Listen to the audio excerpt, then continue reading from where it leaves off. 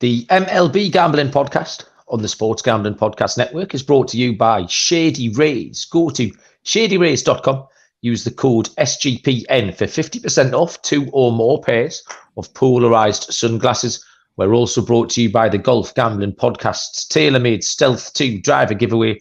Head over to sportsgamblingpodcast.com/driver to enter before the big draw on the 8th of April. And we're brought to you by Baseball Money is Fake, our fantasy baseball podcast. Join Blake and Ryan 3 times a week and get all the player breakdowns and statistical data that you need to dominate.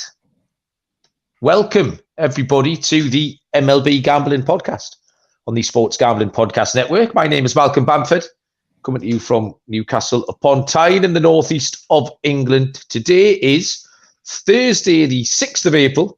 And we are here for a funny little card of games for Friday, the 7th of April. I will explain why it's a funny little card of games in a moment. But first, I will introduce 1 year older from the last time we spoke. So a belated happy birthday to Mr. Munaf Manji. Munaf, how old were you? 36? I was 34 and I turned 35. Oh, okay. Thank you. Well, you catching me up, Munaf? The guys made me feel better because they said they thought I was 30. I was turning 33. So, who said that? The Dylan and Noah said that yesterday. Did they really? You should have heard what they said at the end of the show the other night about why they think you're so good looking. Oh, I need to go back and listen. Well, it's quite offensive, mate. I would leave it if I was you. And also, it was me and not them. So just in the spirit of honesty. So, happy birthday, mate. I hope you had a nice day. You look very well today. You obviously got your new equipment set up. I can see you in crystal clear 2020 vision, Munaf. And what a sight you are.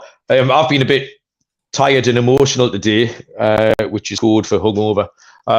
Because I was out last night, had fun with a couple of old friends that I trained with in the casino business 20 odd years ago. We all used to live together.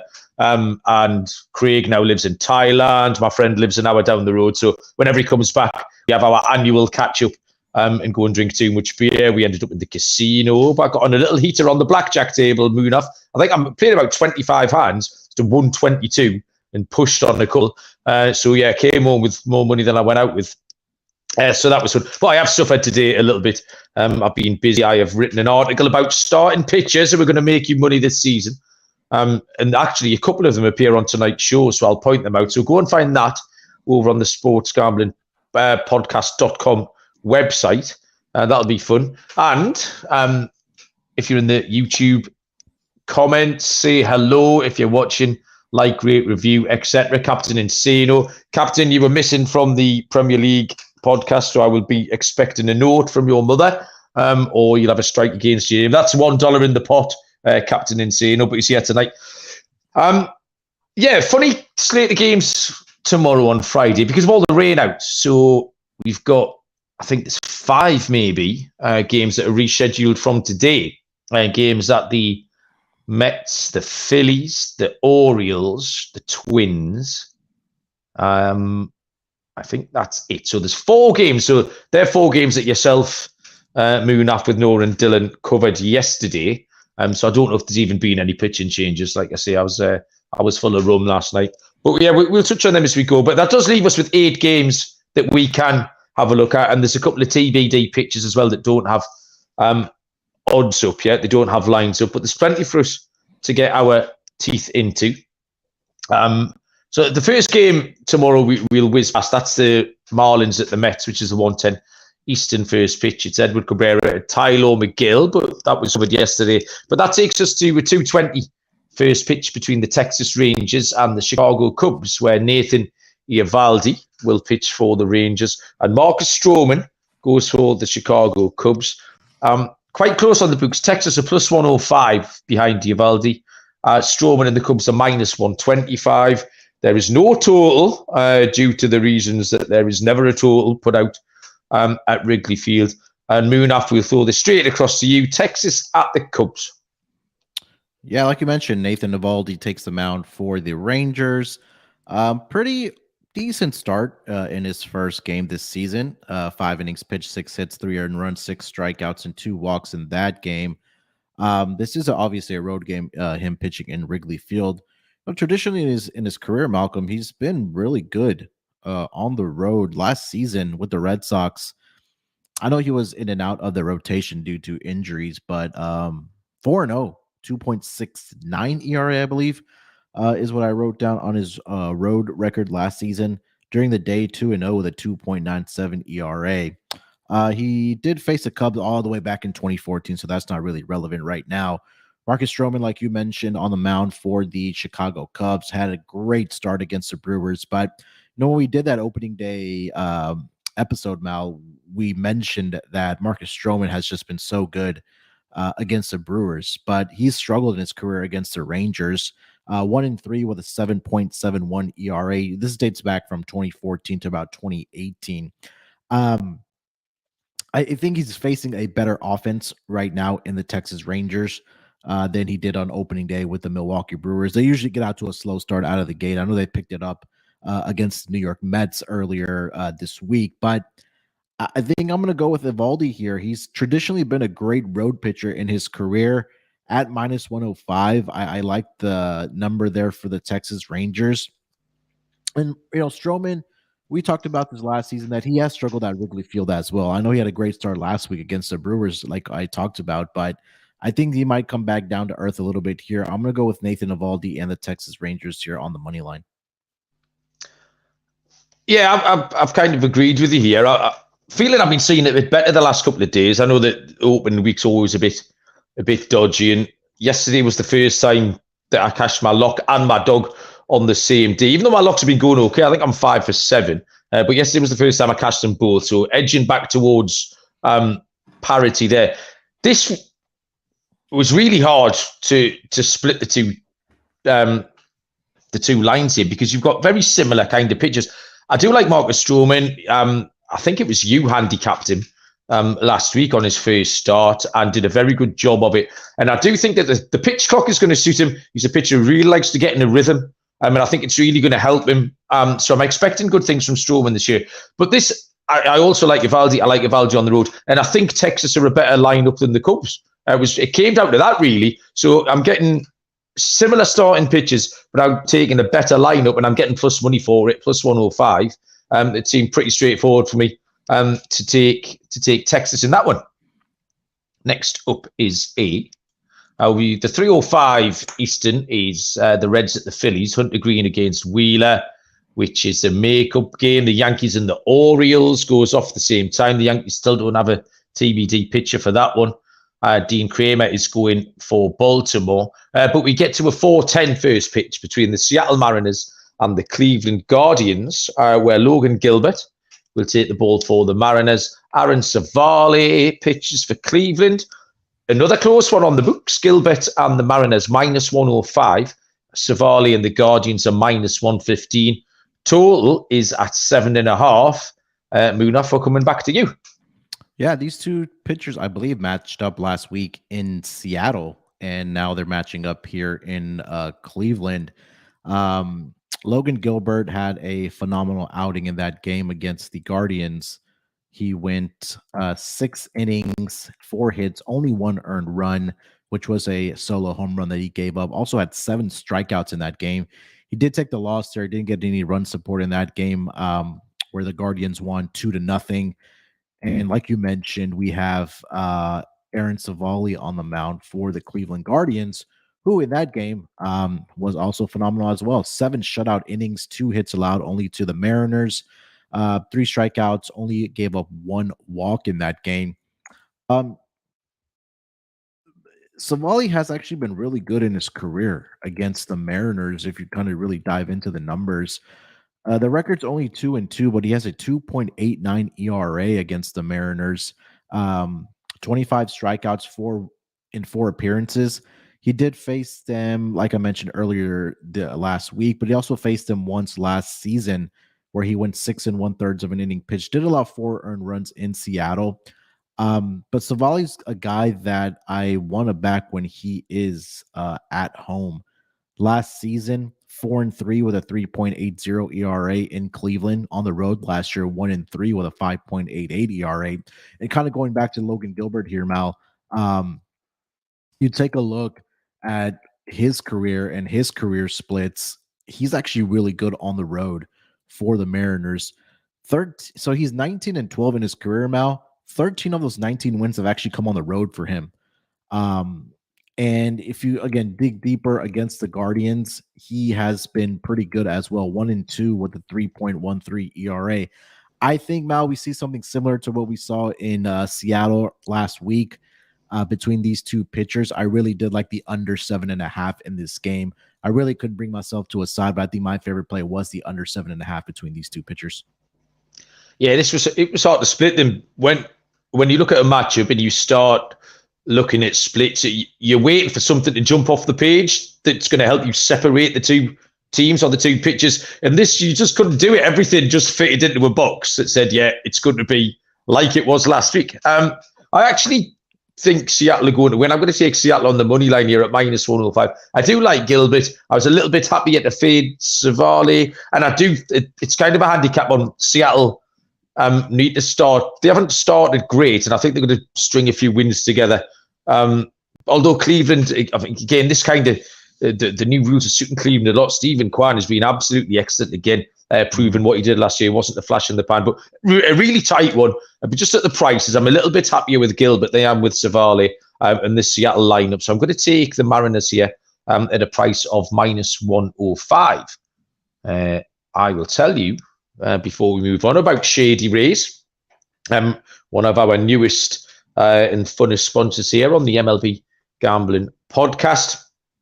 You can kick off the new MLB season with our friends at Shady Rays. They've got you covered from sun to the slopes with premium polarized shades and customizable snow goggles and much more. Shady Rays are an independent company, as good as any expensive pair of glasses you've ever bought. Very durable frames, extremely clear optics for all your outdoor adventures. Lost and broken stuff will get replaced, no problem at all, no questions asked. You can wear your Shady Rays with confidence because you know you've got that safety net after you've purchased. So you can look good and feel good. They also have helped with over 20 million meals to fight hunger with Feeding America. So if you don't love them, you can exchange for a new pair or return them free within 30 days. There is no risk when you shop from Shady Rays. Go to shadyrays.com. Use the code SGPN for 50% off 2 or more pairs of polarized sunglasses. Try for yourself. The shades rated 5 stars by over 200,000 people. Okay, next is we've got another makeup game.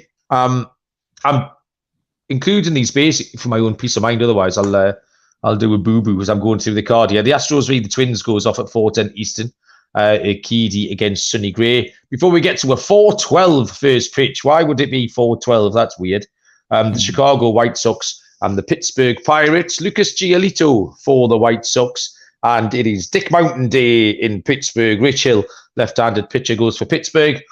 -120 on the White Sox. Even money, +100 for Pittsburgh. And a total of 8.5. Giolito did okay last week against Houston, pitched 5 innings, gave up 2 earned runs on 5 hits. He showed a lot of improvement. If you look at his bare numbers for last year, so it wouldn't necessarily blow your skirt up, but he was much, much better in the second half. 3.71 September ERA is a good indication of where Giolito finished the season. They started the season all right. They were 3-3. They got spanked tonight. Or are currently getting spanked by the Giants, 12-3, I think the last time I checked. Rich Hill, again, was okay against the Reds on debut for this season. He gave up 2 home runs. That's what killed him last week. He gave up 3 hits, just 3 earned runs, but yeah, 2 of them were homers. And that's really unusual for him. You can go through Rich Hill's game log, and it'll take you a long time. They're like hen's teeth games that he's given up 2 home runs in. So this is the first homestand for Pittsburgh. There's a lot of teams coming back for their first homestand of the season. They'll be absolutely delighted with a 4-2 road start, Pittsburgh. Bear in mind how down everybody was on them. I think they've got a chance here. Like I say, I've just watched the White Sox go down again tonight. Bats aren't really clicking. At home, behind Rich Hill, who I think pitched really well last night. I'm happy to take a little risk with Pittsburgh, the underdogs here at plus 100, Munaf. I'm gonna ask you this: when do you think, or what year did Rich Hill have his first start against the Chicago White Sox? 2005. Oh, you were very close, my friend. 2006. Oh, shit. But it was really that first start in 2006 that's making his ERA that's really inflated against the White Sox. He is 0-3 in his career against the White Sox with a 5.79 ERA. But that very first start against the White Sox, he allowed 7 earned runs. And this, like, obviously is 16 years ago, so it's not really relevant. But with the Astros, with the Red Sox last season, he did face the White Sox. He went 5 innings and only allowed 2 earned runs in that game. Did give up three runs overall. But the White Sox won that game 3-1. But he did pitch well, like you mentioned. And last week, like you mentioned, it was pretty much a long ball that kind of did him in. I had the White Sox today on the run line as my dog, and they absolutely just shit the bed in that first inning. Pirates aren't playing on Thursday, correct? Nope. Yeah, so I think they have the rest advantage here. They're at home. Now you have the White Sox who just played a game, got spanked by the Giants, having to travel to Pittsburgh. I'm going to give the edge to the Pirates here as well. Give me the money line for Rich Hill and the Pirates. Munaf, what were you doing 16 years ago today? Graduating high school. How were you? 2006, yep. You never graduated high school, Munaf. I don't believe that for a second. You can't fool us. I'll show you my diploma next time. You can't. Well, we can all go on the internet and print a diploma off. I've got loads of them. I've got medical ones and all sorts. Next up is a 4:35 Eastern first pitch between the Kansas City Royals and the San Francisco Giants. Brad Keller will go for the Royals, and Alex Cobb gets the ball for the San Francisco Giants. The Royals are plus 140. The Giants are minus 161. The total here is set at 8. Brad Keller, 0-1, 386 ERA. Pitched against Minnesota last week. Wasn't that bad. Only a couple of earned runs. He did walk 4 batters. Only pitched 4 2/3 innings. Alex Cobb pitched well against the Yankees. Was just a short start, 3 2/3, 4 hits, 1 earned run. The key factor here for me is Keller's road form. He's very, very poor on the road. 5.69 ERA last season. Like I say, Cobb looked okay against the Yankees in that short start, but his home form's great. He pitched 87 1/3 last year at home to a 2.68 ERA. He only gave up 4 home runs in those 87 innings as well. Kansas have had a poor start. I watched the game tonight. Who did they play tonight? Toronto were cruising 5-0. I think Kansas got a couple of late runs. But yeah, Kansas City just don't really look up to it. This was their first road trip. They hit the road for the first time this season.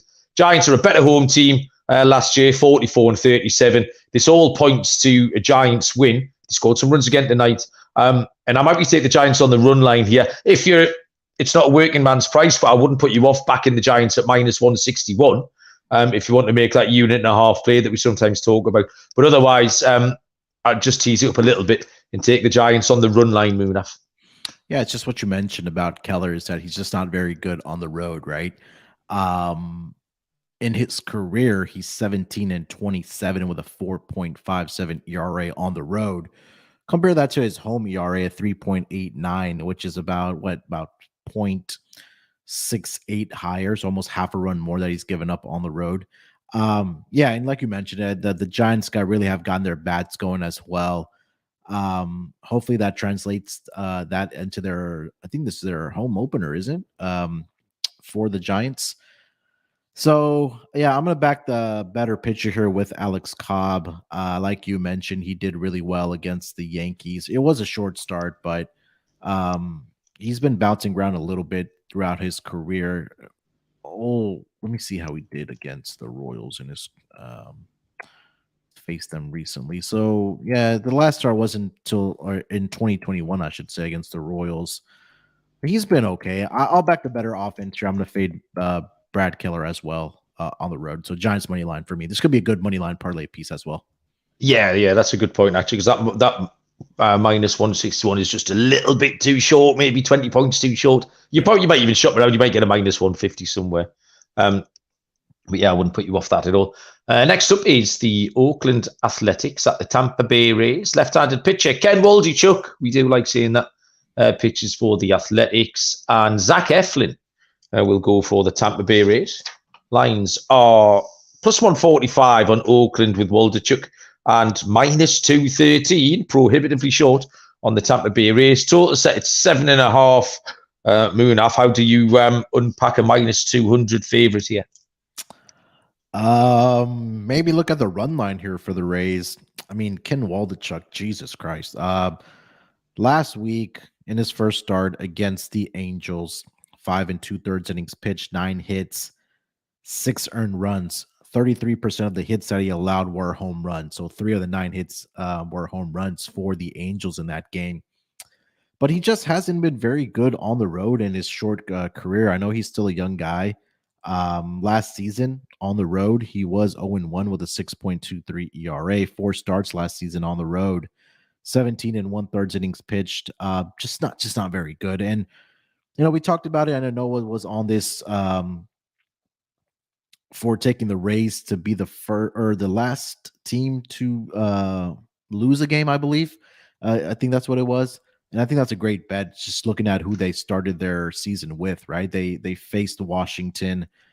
They faced the Tigers. They took care of business, and their offense has been humming. Zach Eflin, he's going to get the start for the Rays. He had a great first start. 1 start against the A's last season, Mal. 4 innings pitched, 2 hits, 3 strikeouts, and 2 walks in that game. But I just have faith in this Rays offense right now. I know I was very down on this team coming into the year. I took the under. I'm looking like an idiot already. But they tried to warn you, Munaf. Yeah, maybe I should have listened to you there. But they've scored 5 or more runs in 5 out of the last 6 games and 6 or more runs in 4 out of the 6 games. So I think that theme is going to continue here against another bad team in the American League in the Oakland A's. So you can take the Rays minus 1.5 on the run line. You'll get better VIG on that. I currently see that number at minus 105. And then if you want to take the Rays team total over, because like I mentioned, this offense has been putting up runs early and often against poorer pitchers. And again, you have another bad pitcher for the Oakland A's with Ken Waldichuk here. So Rays minus 1.5 and then team total over for the Rays. Well, I painted myself into a corner a little bit in this game because the article that I put up on sportsgamblingpodcast.com today, go and read it, it's beautifully written, was starting pitchers who are going to make you money this season. So I was looking for starting pitchers on bad teams, and we do this a lot, especially in the second half of the season. The names, Graham Ashcraft was on the list, Munaf, someone we talked about last season. Yeah. And Ken Waldichuk made it onto my list. So I haven't put Ken Waldichuk on the list. I kind of had to factor him in to my decision here this season because I do quite like him. You made a lot of points there, and I think you will need to settle down, and there will be better days for him, probably at home as well. Oakland and Early always going to be plus money. I can't think of many times this season Oakland are going to go into games as favourites. But I think Waldichuk will be okay to follow. Eflin's really intriguing because he ended up sort of saving games in the postseason last year. Was he saving games for the Phillies in October last year? Mm-hmm. He had a good start. Tampa Bay are good against lefties. But I have to give my mate Waldy a chance. So I'll take the first 5 under. Tampa might get to them. So we can both win our bet, Munaf. I'll take the first 5 under. I'll think Waldichuk can have a good start. If he can keep the ball in the yard better than he did last week, and then Tampa Bay maybe get away. But I'll take the first 5 under. Don't know what the line is at maybe 3.5, looking at the overall total. So yeah, that will be my pick on that one. Next, I'm going to tell you about Sword Vitality. Sword Vitality, one of our new sponsors here on the show. I need to get my thing in position first. Sword Vitality. Self-care is cool and manly, and you should be proud. You've taken care of yourself. Look at the condition me and Munaf are in.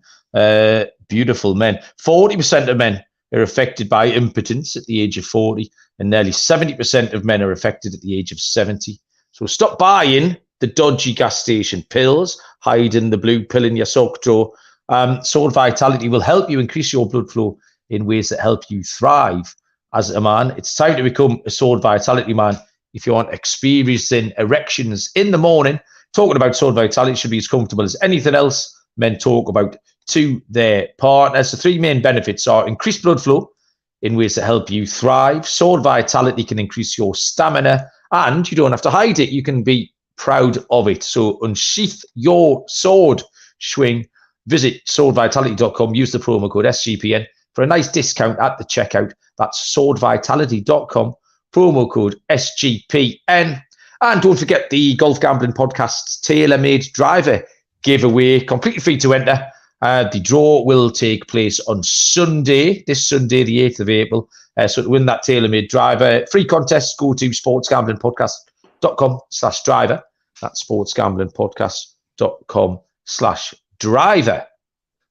Okay, we will move on from the Rays and the Athletics to TBD pitcher here. So no lines and not much we can tell you about the San Diego Padres at the Atlanta Braves. Nick Martinez will go for the Padres, who he pitched really well last week, pitched 7 innings, got no run support at all against Colorado. I'm seeing no pitcher for the Braves, and I've got no lines at all. Munaf, is there anything you wanted to chip in on that Padres-Braves game, or could we scoot on? Yeah, I think it just go on. Yeah, I mean, I really don't see. I will just mention this quickly that he did have one start, Nick Martinez, against the Braves last year. 5 innings, 4 earned runs. He gave up 3 home runs in that game. So the Braves offense has been hot. Maybe if you want to look at that at their team total to go over, but I think that's the only way I would look for this Braves team right now. Their bats are on fire right now, Mal. Yeah, I mean, Martinez was interesting against someone who I was happy to take a watching brief of, along with Seth Lugo in that rotation. So yeah, I think Martinez was a bit unlucky last week, so it'd be interesting to see what he can do tomorrow. A game that we can give you a full debrief on is the 8:10 Eastern first pitch between the St. Louis Cardinals and the Milwaukee Brewers, where Jack Flaherty will go for the Cardinals. Brandon Woodruff draws the start for the Brewers. The Cards are plus 120. The Brewers are minus 141. The total is set at 8, and Munaf has this under control. Munaf. Yeah, let's start here with Brandon Woodruff for the Brewers. Obviously, his name is always in the Cy Young Award race, along with his I don't want to say co-worker, but teammate, Corbin Burns. But last week against the Cubs, Mal, he was really good. 6 innings, 3 hits allowed. Only 3 hits allowed, 1 earned run, which was a home run that he gave up. He did have 8 strikeouts in that game. In particularly against the Cardinals in his career, this dates back to 2018. He had a 5-4 or has a 5-4 record with a very, very good ERA of 2.74, 73 strikeouts in 13 appearances against this Cardinals team. Last year, he faced them 3 times, being in the same division in that NL Central. He was 2-1 with a 1.20 ERA, 16 total strikeouts, 10 of which accounted for 1 game in September against the Cardinals. And at home against the Cardinals, Woodruff has been really good. He has a record of 4-2 with a 2.06 ERA against the Cardinals. And I really do just trust Brandon Woodruff at home, Mal. I mean, if you look at his career and what he's done in Milwaukee, 22-8 with a 2.95 ERA. Those are incredible numbers for a pitcher that has been number 1 with a team for so long, and also how dominant he has been against a division opponent. Last week, Jack Flaherty really did struggle. It's shocking that if I told you that he allowed 7 walks last week, how many runs do you think a team would have scored if he gave up 7 walks? Oh, exactly. That is the top line of what I've got written down, Munaf. That was the stat that I was pretty much using to handicap the whole game. 7 walks, 0 earned runs. It's really, really imbalanced, yeah. And 0 hits is a crazy. Yeah, it's wild. Yeah, so I think I'm leaning more towards the under in this game. I'm quickly trying to pull up Jack Flaherty's numbers against the Brewers in his career at least. Let's see here. So in his career, 3-6 record with a 5.00 ERA, 101 strikeouts and 16 appearances. And just in particular in Milwaukee against the Brewers, he's 1-3 with a 5.84 ERA. I think that again, Mal, if he has anywhere near 3 to 4 walks again, I think the Brewers will be able to take advantage of that, like the Blue Jays weren't able to last week. So I do like the Brewers here on the money line at -140. 8.5 on that total, Mal, seems a little inflated to me. I really thought this number would probably be at 7.5 or even 8, but at 8.5, I really do like the under between Jack Flaherty and Brandon Woodruff in this game. So Brewers money line and also the under. Yeah, my book's got that at 8, Munaf. So if you're seeing the 8.5, you might be wise to take it. Yeah, I think on name recognition, you'd maybe put these two lines closer together because Jack Flaherty does sort of carry a certain kudos, but it's just been so long since he's put it together, and that line last week is really, really baffling. You could look at a walk prop again. I think Flaherty's going to bounce here. That was my reading of the situation. Obviously, very capable of being wrong. But Milwaukee on the money line looked pretty straightforward. Lane, Elliott in the comments, his co-sign and all of that. He fancies the Brewers as well. -141's a fair price. Again, it's not very fancy, not very original, but it just looks good. And St. Louis have struggled a little bit early on as well. They're 2-4. The Brewers rolling along nicely at 5-1. So we'll take the Brewers to maintain their hot start. Next up is an 8:40 first pitch. The Washington Nationals at the Colorado Rockies, where Mackenzie Gore, left-handed pitcher, goes for Washington, and Jose Urena goes for the Rockies. Washington +110, Colorado -130. The total is set at 11. We got a Coors Field special there for the total. So Ken Waldichuk was the first pitcher in my pitchers who were going to make us rich list, and another one was Mackenzie Gore. Like I say, we were looking for pitchers with upside on bad teams, and Mackenzie Gore fits perfectly into this. Already, he would have earned us some money last week by picking up a win against Atlanta, who only gave up 3 hits and 1 earned run last week against that good Braves lineup. Urena is one of the worst SPs out there. I'd struggle to find a worse one if I was going to rank the whole lot of them. So it's not ideal this being in Colorado. I get that. But Urena's just dreadful. Like he lasted 2 1/3 last time out. 4 earned runs at the Padres. For the second time tonight, I painted myself into a corner with Gore, but I think I would have picked him anyway. I like Washington here at +110. We don't often pick against Colorado at home. It's probably the presence of Urena. He'd be the only pitcher on that rotation that I really would struggle to pick in any situation. So I'll take a little punt on my man Mackenzie Gore at +110, Munaf. Yeah, I mean, I faded Urena last week against the Padres. I think that was the one game where I felt like the Padres offense could break out for everything that you just mentioned about him. Last season, I think he went from the Brewers to the Rockies. For majority of the season, he was with them, but he had a 3-8 record with a 5.14 ERA with the Rockies. At home, 2-5 with a 6.14 ERA. He does have decent numbers against the Nationals, but I mean, I don't know how much stock I want to put into that. And this goes all the way back to 2019 when he was with, I believe, the Marlins in that span. But he hasn't faced his Nationals team since the 2019 season. I think you just got to continue fading the bad pitcher here. I know Mackenzie Gore doesn't have good numbers against the Rockies either, but I feel like this is something that he can figure out. It just makes me nervous that Mackenzie Gore in 2 starts against the Rockies last season was 0-2 with a 19.89 ERA. He did allow 6 earned runs in 1 start and 8 run runs in Colorado in 1 start. So that makes me a little bit nervous as well. I couldn't talk you off of over in this game. Both of these pitchers, at least Jose Urena, is really poor.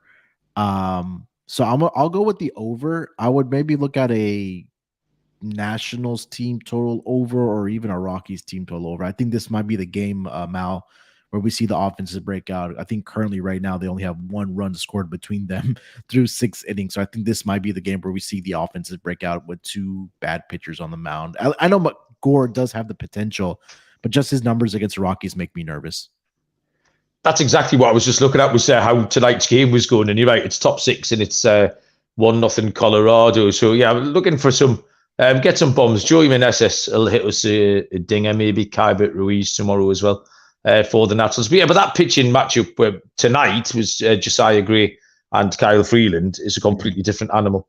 It's Mackenzie Gore against Jose Urena. So 2 more games to get to, one which we can handicap, one which we can't. The penultimate game is 9:38 Eastern first pitch between the Toronto Blue Jays and the LA Angels. Chris Bassett for the Blue Jays, left-hander Patrick Sandoval for the Angels. Again, another close one on the books, -115 for the road Blue Jays. Sandoval and the Angels are -105, and the total is 8.5. Chris Bassett got absolutely battered around the place last week by the St. Louis. It was who got to him. 9 earned runs Bassett was touched up for. That's a lot, yeah. So can you take it on trust that Bassett can get back? But I just think this is a vulnerable spot for him, unfortunately. Sandoval was good. We expected good things. Saw him in the WBC. Knew he was kind of ready for the season. Only gave up a solo home run in his start against Oakland in 5 innings pitched. Picked up the win in that one. They won the game easy, 11-1. So, yeah, I think Bassett looks vulnerable against a good Angels lineup who have started well. Sandoval, this is a trickier test. Obviously, the Blue Jays is a trickier test than Oakland. The Blue Jays were hitting tonight. Vladdy hit a big bomb that I saw. Kevin Biggio, of all people, joined in as well. The Angels have started well. This is a travel spot for Toronto. There's lots of weird travel spots today with all the rain outs and the makeup games. But yeah, Toronto traveling to the Angels. I've got the Angels first 5 here. I'm still not ready to trust that bullpen. I've learned my lesson last season more than once. So I'll take the Angels here on the first 5. I think Sandoval can get it done. And Bassett looks a little bit vulnerable to me, Munaf. I think the one advantage that Chris Bassett may have in this game is that when he was with the Oakland A's, he saw this Angels team plenty of times. I know the lineups obviously change, but his last start was actually in 2021. But in his career against this Angels team, he's actually 4-1 with a 1.85 ERA. I know last week, again, it couldn't be any worse for Chris Bassett than what he did against the Cardinals and how they were able to get to him. But I feel like there might be an advantage here for Chris Bassett, just because he's familiar, number one, with the stadium there, with the Angels, with the lineup as well. I think that he can bounce back. But what you mentioned there, I think you if you do want to back the Angels, you do it in the first 5 innings, because again, we've seen time and time again where this Angels bullpen just coughs it up for the for their team, especially when Ohtani's starting. I don't know what it is, but I'm gonna take a shot here with the Blue Jays full game. Maybe this will be another game now where you get across the line with the Angels in the first 5 and the bullpen comes in and messes it up again. So I'll go with Chris Bassett on the money line with the Blue Jays here at -105 is what I see right now. Yeah, I have got a mild trepidation about this because I picked this game earlier this afternoon and then I watched a little bit of Toronto tonight and they just looked like they were flexing the muscles a little bit at the plate. So yeah, maybe I've got a mild fear in there, but I could still win. We'll get that done in the first half and then the game will flip-flop and Toronto will get it done. The final game on the card, we've got a TBD picture, so not an awful lot to tell you about. It's the LA Dodgers at the D-backs. Clayton Kershaw, we know, is going for the Dodgers. I saw nothing for the Diamondbacks. Munaf reckons it might be Madison Bumgarner. Mm-hmm. But apart from that, I haven't got much to tell you about the game. Munaf, do you have anything else on that? Let me just double check. It is Madison Bum because I'm looking at DraftKings right now, and they actually do have him listed as a starter. So also ESPN and MLB has him as a starter. I mean, I could quickly go through it just to give some context to our listeners, but I just feel like Madison Bumgarner just doesn't have good numbers against the Dodgers, and I'll try to pull that up right now. So since he joined the Arizona Diamondbacks, and that was in 2020. Let me filter that down. So against the Dodgers, he is 1-4 since he joined the Diamondbacks with a 5.40 ERA. He only has 18 strikeouts and 6 appearances against the Dodgers. He did face them on April 1st in LA, where he went 4 innings and allowed 5 earned runs in that span. Also had 4 walks in that game. Clayton Kershaw against the Diamondbacks. Let me see here. He is 21-11 with a 2.67 ERA, 200. I should have gave you a pop quiz on this, Mal, but since 2008, obviously he's been with the Dodgers his entire career. 285 strikeouts against the Diamondbacks in 42 appearances. Bumgarner and Kershaw matched up on April 1st. Pretty good outing for Clayton Kershaw. 6 innings. He only allowed 4 hits, 9 strikeouts in that game, only 1 earned run. So I would lean here with the Dodgers team total over. Dodgers -1.5. These pitchers just seem to have the number on these Arizona Diamondbacks, especially in Arizona. So I'll go with the Dodgers -1.5 and a team total over for the Dodgers. Also, if you want to look at Clayton Kershaw's strikeouts when that number does come out on the day of, but those are the kind of ways I was looking at when I looked at this game here, Mel.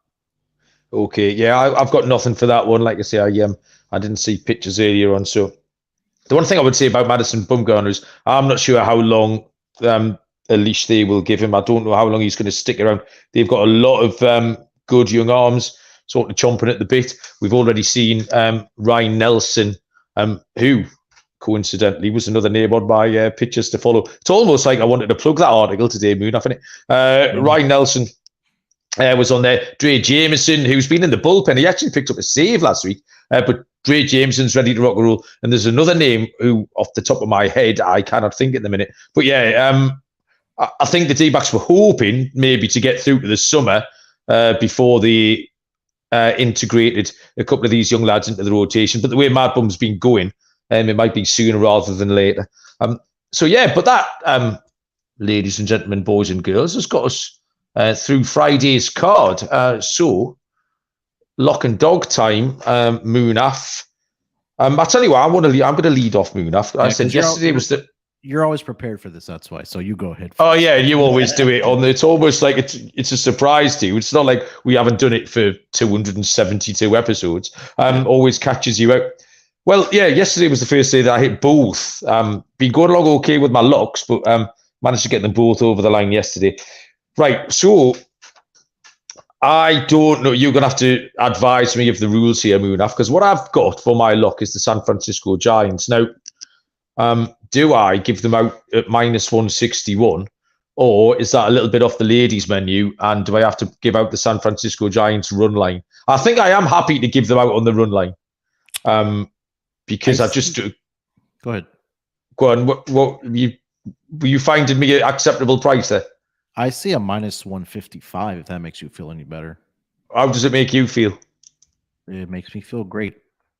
I think. Look, I mean, in baseball, Mel, that's the thing, right? It's not like even like you cover EPL. It's not like we're gonna find like bets that we really do like they're going to be priced where they are. And if it's a lot of our guys stay in SGPN, you only pay the juice if you lose. And I mean, at -1, I think if you like the number, I think you got to take it. All right. Okay. Yeah.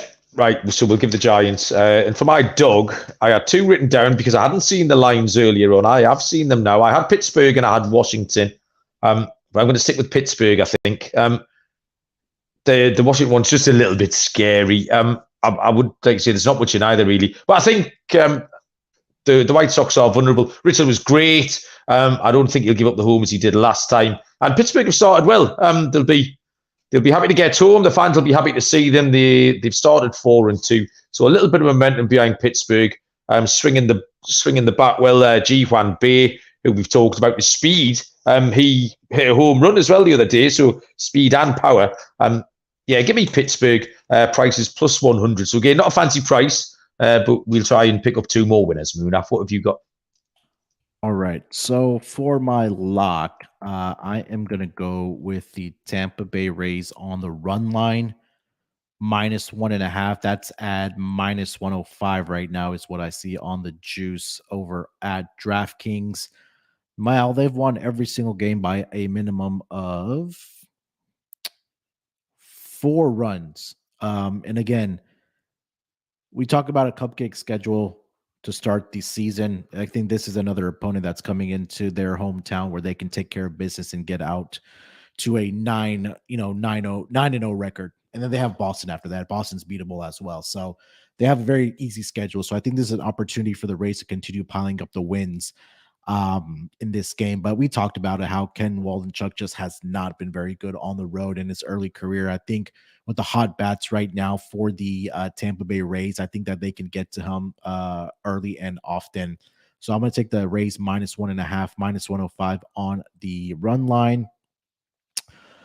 For my dog, there was just not, we talked about that. The lines are like so close on most of the games that we talked about here. It's almost like you have to go to a run line.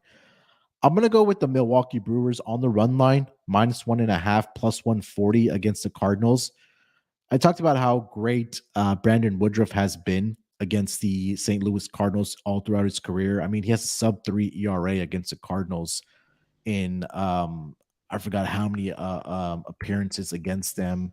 Last week, I think that Jack Flaherty was very fortunate by Blue Jays were not able to take advantage of the 7 walks that he allowed, and they didn't get a hit against him. But I think the Brewers will be able to take advantage of that in this game. I probably do expect Brandon Woodruff to go at least 6 to at least 7 innings. I wouldn't be surprised if he was able to do that against the Cardinals. But I do like the spot for him at home against a division opponent. I think he comes out and takes care of business. So give me the Brewers minus 1.5 plus 140 on the run line as my dog, Mel. Okay, love all of that, Munaf. Just having a quick look at tonight's scores. The Giants game finished up 16-6. A lot of runs scored by the Giants. So yeah, that's the show covered. Anything else you'd like to tell the people about, Munaf? No, I think that Jordan Spieth is breaking my heart because as soon as what's happened?